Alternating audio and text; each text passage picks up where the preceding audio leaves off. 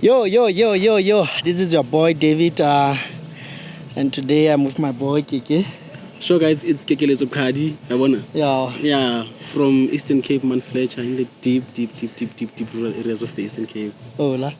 So you tshaketse la. Yeah, ke chakile la, wa tseba since ke le Msotho. Okay, ba ka mfumana Instagram ene. Yeah. Instagram ke Kekelezo Kadi, is KE Kekelezo. Yeah. Ne, kapo ka search ke.Kekelezo Kadi. Ka search la content ya ka it's about Sesotho le Basotho. What a sort. Haholo. Ada sotho ba. So batho ba bo dikobo ba bo media nyewe makapa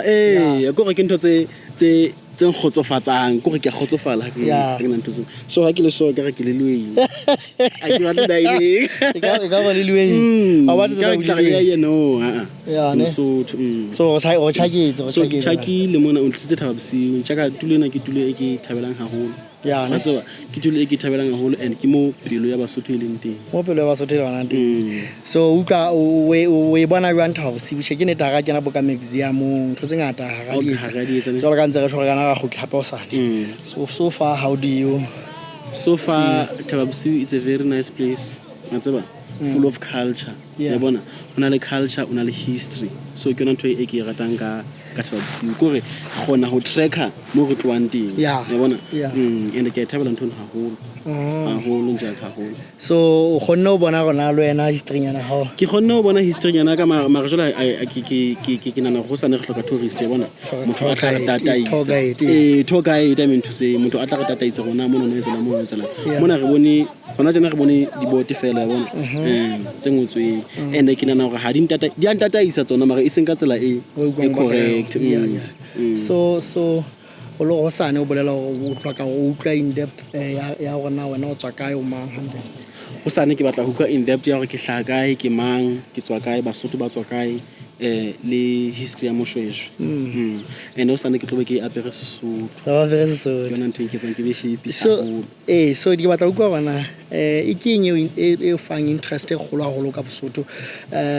mohlomong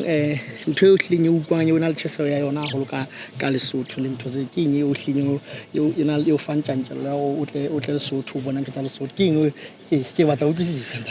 ke eng eng attractang kapa eng hulang gore ke tle Lesotho ntho eng hulang gore ke tle Lesotho ke history gore history ya Basotho e tloa Lesotho ya bona and le nna ha ke na botlalo ba history ya ka mare ntho ke le shoka yona go bontate moholo ba ka batla mona ya bona so ke batla ho nka history ane and then ke be ke khukela hona mona because mona ke mo so ke nana ho ke attraction e le go di roots tsa hao di mona di roots tsa ka di mona so ke ntwe na ke ntse ke hanella so o ka o thabile a holo go tsa tsena ke thabile a holo ke tsa tsela ka la pele ke le Lesotho and ke tsebe ke tlo re mara ke thabile to ka ho so la tseba TikTok ha re dumelle go ba le video e telele of 5 minutes ha o qala fela o ka reng hanyenyane ka Lesotho o etsa go batho ba ka visita Lesotho ke eng o utlwang o ka kgothaletsa batho ba tle ka po ke ho etsa ke kgothaletsa batho re batle Lesotho especially Basotho ba tlameha ho tla mona Lesotho o tlo lata history ya hao and then o tsamaya re a tseba gore re le bana ba Basotho re ka se kgone ho phela ka ntle le history ya bona so